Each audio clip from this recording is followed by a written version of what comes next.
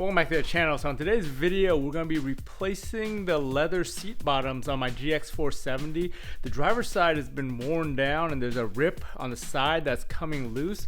So I decided to pick up these eBay ones for like $42 for the set of both the passenger and the driver's side. This car was a used car and the previous dealer or one of the dealers repainted basically the leather, so it's a little bit off in color. So when we put these on, they're going to be a different shade of tan, but I think they match better with the rear than the front because they repainted those leathers.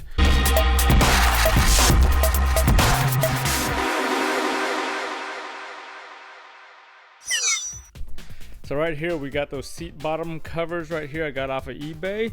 These were $42. I'm assuming they're all vinyl because no way that they could sell leather for this cheap. Yeah, you can see basically there is kind of a small difference on the back side as far as that, or is this just the padding? I think this is just the padding for the seat surfaces versus the wrap areas. So it comes with all these new edges right here that you basically have to buy new hog rings. So these are those little clips that you clamp together and they hold upholstery down to the actual seat frame. So you're going to need to pick up some of these. I went down to my local Tractor Supply and picked these up for about $5 or $6 for a 100 pack here, but we'll need those to clamp the sides here and everything down once we get it all off. Other than that, everything else, it comes with all the hooks and everything that we need to hook it into the factory locations. The only thing that I noticed was this thing is missing the hole right here for the little clip on the actual seat itself. So both sides is missing that, so you'll end up having to punch a hole or drill a hole. Aside from that, everything else looks pretty good on here so far, as looking at the quality of the stitching and how they match the double stitching and all that right here. So the next thing we need to do is actually just take the seat out. So if you guys have never taken a seat out before, basically it's 4 bolts and then the seat basically can rock back and forth. On this seat, there's a bunch of electronics at the bottom as far as wire harness and everything for the airbag, the seat memory, and the power seat and all that. So what we'll do is we'll go ahead, slide this thing all the way back, unbolt the 2 bolts here. Again, once you do that, you slide it all the way forward, get the 2 in the back off. Once you do that, then the seat will be loose. It's good to just get the seat in position as far as upright and all that. Once we do that, then you're gonna have to basically carry this whole thing out of the vehicle onto a table where you're gonna be working. Go ahead and just pop it off with a clip.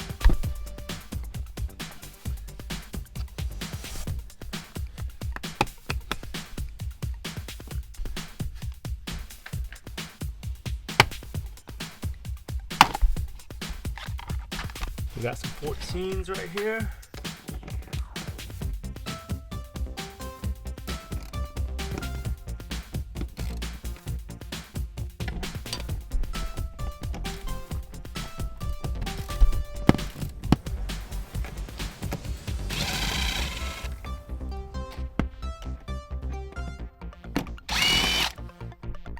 Over in the back, we got the same setup. Pop the covers off. These go pulling back.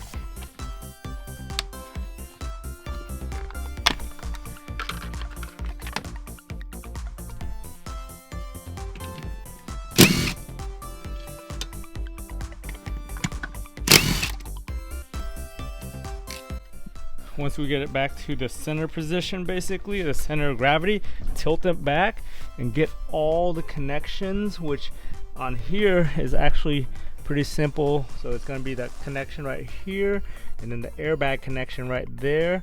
Go ahead, get those out. There's 3 plugs. There's a black one, a white one, and then the yellow airbag one. And then you got to pop that other one off of the rail right here, the clip, and then take it out.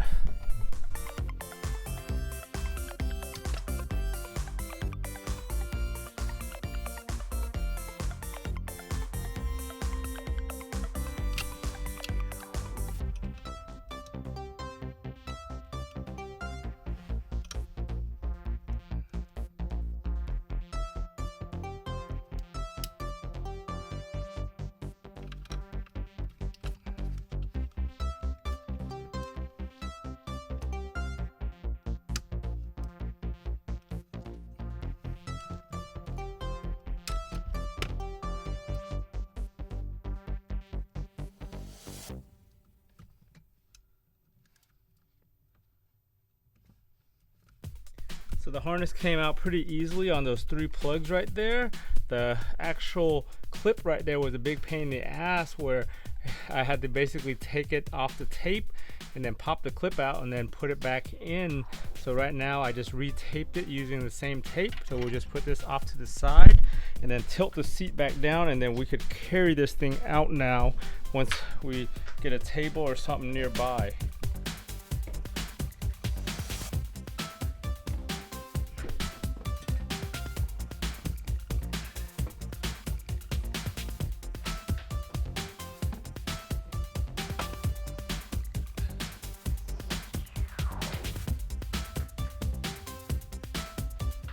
So once we have it on the table, you want to flip it on the back side here, start unbolting all the plastics, take apart the trim out here. All these buttons right here pop right off easily with a trim pop tool. So you want to pop those out. You want to go ahead and take the side panel here out, and then down here you'll start seeing some of these things that you could just kind of unhook and slowly just kind of move out of place, so that way you can get to the actual seat bottom and take that out.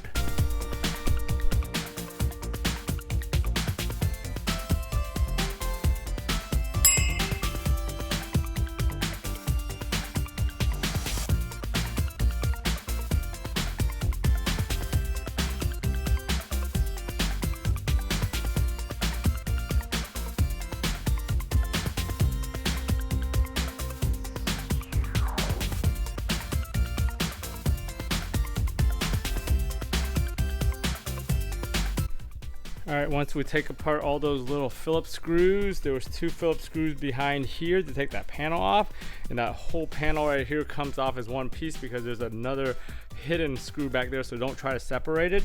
And then on the back of these, there's 2 more screws on the back of both sides, including the seat belt side. So I unhooked the seat belt and everything on this side, so that way we can access the side of it. Once you get into the side, there's that clip that I was mentioning earlier that we don't have a hole punched out for, so we'll have to create our own hole on the new piece.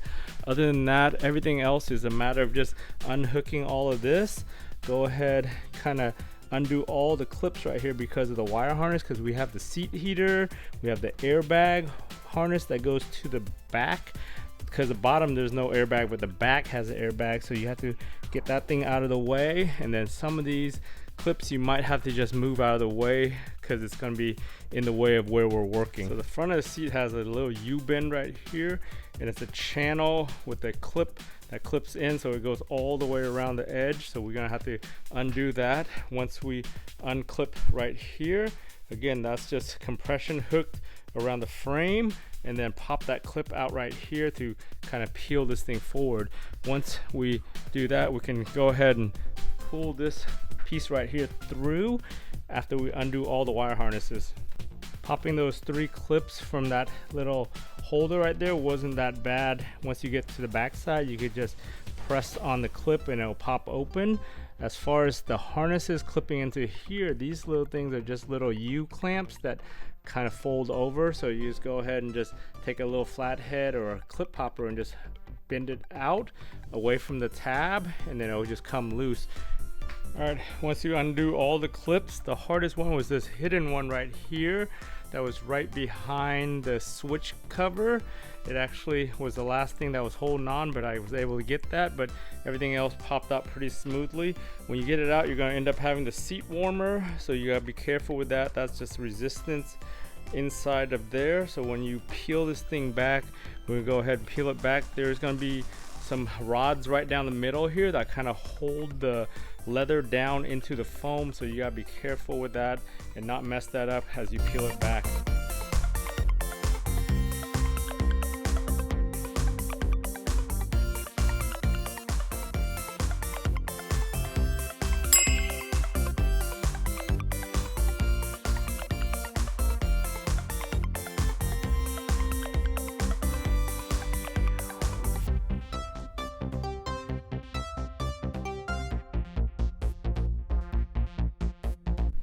So those hog rings I was talking about that are being held are these. I went ahead, just basically clipped them to make it easier. Just remember to clean out all the ones that you clipped and all the pieces in there so they don't end up poking you or stabbing you later on through the leather for any reason. But inside the foam, you'll see there's a rod in there, and that's the rod that keeps those hog rings there. On the factory one, it uses this metal rod right here, but the replacement leather one has like a plastic thing that they've sewn into there that doubles as this, so you don't have to use this metal rod anymore and don't have to worry about it. But you gotta remove the seat warmer off of here and transplant it over to the new piece of leather or onto here while you're doing the new hog rings. So it was much easier for me to clip these and take them out instead of trying to open them up. If you have some pliers that reverse and open them up, maybe you can do it and save some of these and reuse it. I figured they're cheap enough. I went ahead and just clipped them all. So here's the new hog ring. They come open like this.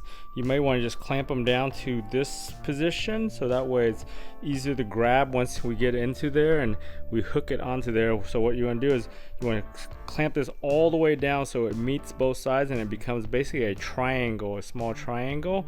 So we'll go ahead and do that. I'll go ahead and dump. The seat warmer is just basically the resistance heat that goes through here, but you'll notice that it's held on to the leather cover with these little tag things like your clothes tag, so you can't really resalvage these or reuse them. You could go ahead and sew them in onto your new one, or you just basically lay it down there and just have it sit under the seat.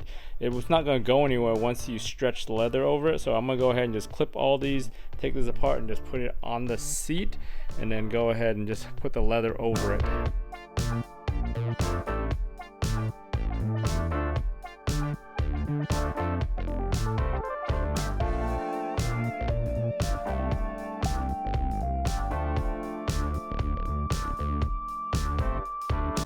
So I went ahead and just placed it back into the leather just to see how it fits. So yeah, if you're good with a needle, you could just go ahead and go in here and just basically stitch each one of these wings to one of these edges or anything on here that it can hold on to, and basically go back in and stay there. The only thing I saw that's going to be a problem is right here.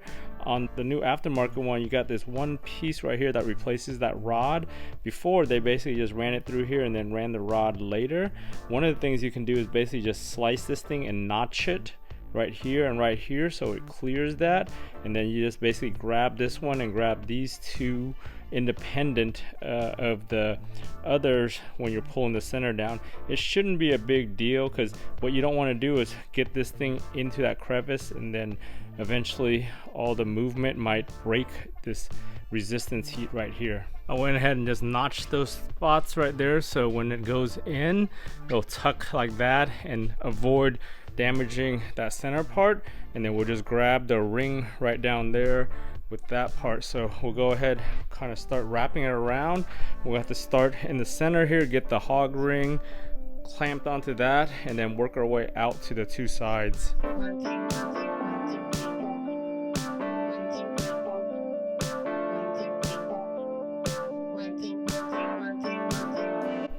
Man, that first hog ring was kind of a pain, but once you get it in there, you just got to basically be able to close it so it overlaps itself and it gets a nice tight seal. So we'll go ahead and play around with that. But yeah, I thought these things were going to be a little bit big, but I think it's going to end up being perfect.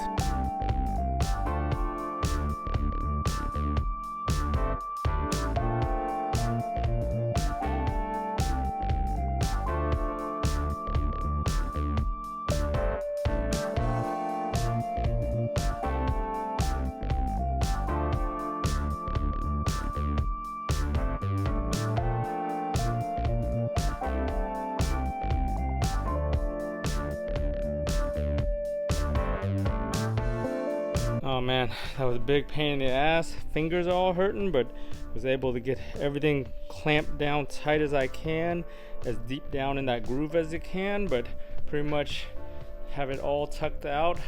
Make sure you line up everything and then rewrap everything now and try to stretch everything back.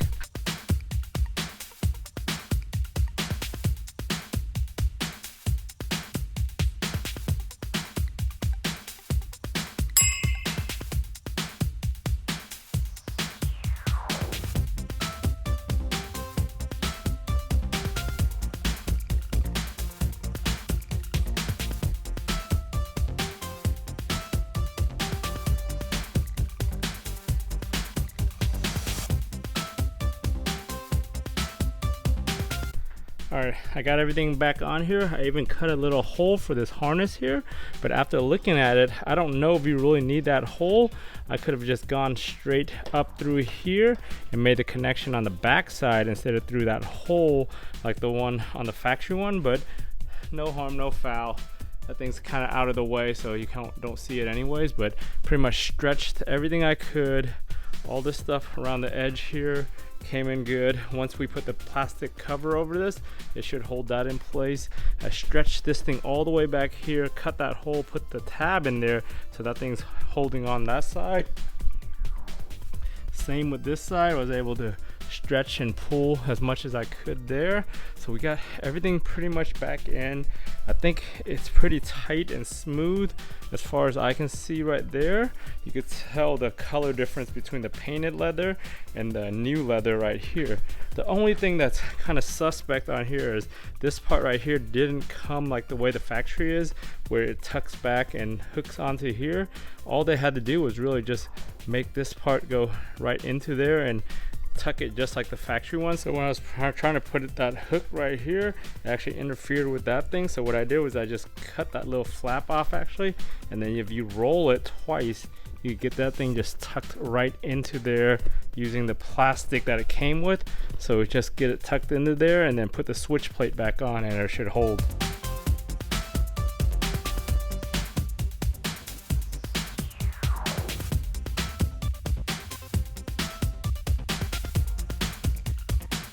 Man, this thing turned out much better than I expected for $42 for the both sides. Man, this thing looks nice. Once you get everything in there and tucked away, everything lines up. It looks pretty tight. Once we start sitting in it and using it, it'll all line up, but everything went back together perfectly fine. Underneath, everything clipped on and nice. All the edges right here look good once we put all the panels on and tighten everything down. The last thing I forgot was right here where there was a hole, so I just punched the hole because this thing needs to clip in to the actual rail. But other than that, everything else looks pretty good and it's nice and tight. So right here was a little bit loose, but you can't see that anyway because that's next to your console, but that looks pretty good. I'm gonna go ahead and clean up all this stuff right here, vacuum the inside of the car and put this back together. So everything went back pretty nice in here. Everything fits like OEM factory. You can't even tell other than the color, with this being that painted leather and this being more closer to the OEM. If you look at the back seat, those were not painted, but again, those are also like 18 years old and have got basically discoloration and fading over the years. You can see the passenger is all white from that paint. This is the replacement armrest, which kind of matches this better. One thing I should have done was clip those plastic things off those two spots where I notched it for the seat warmer, because you can actually feel it if you look for it right here right now in here. So those two kind of stay up because of the seat warmer. So on the passenger side, I'm gonna go ahead and just cut those things off. So just remember to cut those out or else you're gonna kind of feel it. When you sit down, it's not noticeable enough where you actually feel it, but it's there. But other than that, those hog rings did really well. You can see how tight it is into those seams right there. But yeah, that worked out great. So just to save time trying to reuse the old ones, I really recommend just clipping those old ones and then putting brand new hog rings in there. That way it's much easier to squeeze, because if you try to reuse them, you have to undo the old ones and then try to squeeze them back.